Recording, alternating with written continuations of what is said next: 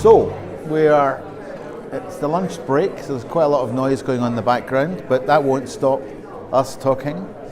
I'm with Duncan Watkins of Forrester Research. Indeed. And you've been around the industry for a while. We always see you popping up at these events. But how long have you been at Forrester now? 10 months. 10 months. So, I mean, what's that like in terms of as a change to what you were doing? You were doing various things before, but Yes, it's a polite way of putting it, various things, but yes, yeah. Some might say jack of all trades. Yeah. Well, I'm still a jack of all trades, I think. But it's, I think the interesting working with Forrester is the kind of breadth of work that we deal with. So whereas before we focused very much on sort of service management, security and things like that, with the kind of business technology we deal with is you kind of almost connect up all the dots. So anything that would be under a CIO or even a CMO as well, we kind of look at that. So it might be security, it might be something like testing, but you kind of understand how all those things join together and how you can give real practical advice to kind of CIOs to help move themselves forward. I mean, just from the point of view of service management with that, I mean, how have you been able to bring in what you know about service management to help that? Well, the key principles of service management are fundamental to whatever problem you're solving. So it's things like aspects of thinking about who are your customers and how do you serve them better, how do you deliver them value, how do you grow a business. Service management, when it's done correctly, should answer all those questions as well. So it's really a case of taking those skills and that knowledge and applying it to a certain technical area.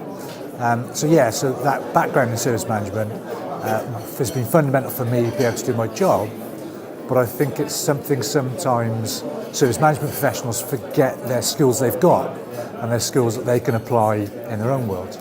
I saw quite a lot from the DevOps conference last week in San Francisco, where it seemed that they were facing all the same challenges that we've had for years. You know, people, culture, silos, all that. I mean, do you see that as well? Yeah, I do. I think the subtle difference between sort of the DevOps issues and service management is with DevOps, because they often tend to be quite technical, people that come into it, the trip up can be thinking of just a tool rather than culture, how do you do things, how do you work better. Whereas in service management, we probably faced that a little while ago and have started to get over it. So perhaps it's just that they're at a different stage of the cycle than service management is. But you're right, DevOps people, there are some good ones and there are some bad ones, just like that with ITSM, and it's the good ones that really will drive things forwards and understand how to work together in a better way, and really good ones will maybe take some principles from service management that work for them. So you're pulling bits from various sources. Yeah, and I think any organisation now understands that there's not just one way to do things.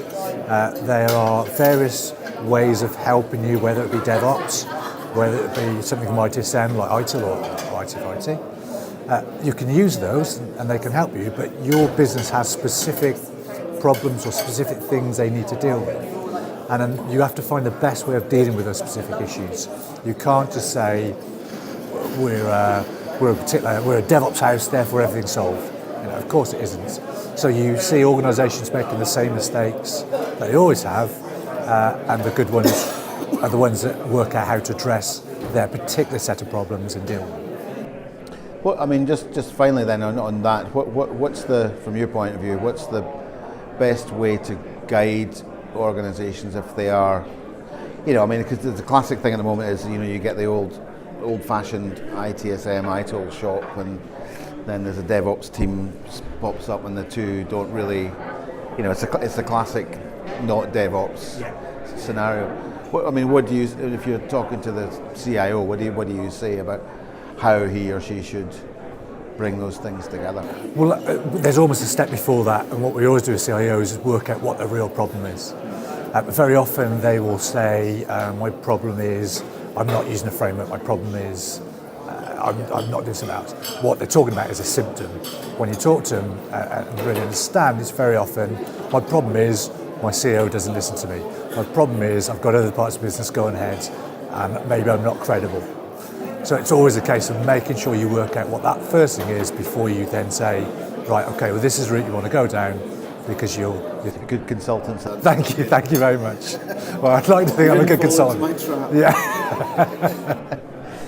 Yeah. Okay. Great. I mean, good to see you here, and we'll see you no doubt at more of these in future. Yeah. Hopefully presenting next year. Fingers crossed if I can get back together. Absolutely. But yeah. Thanks for the chat. Cheers.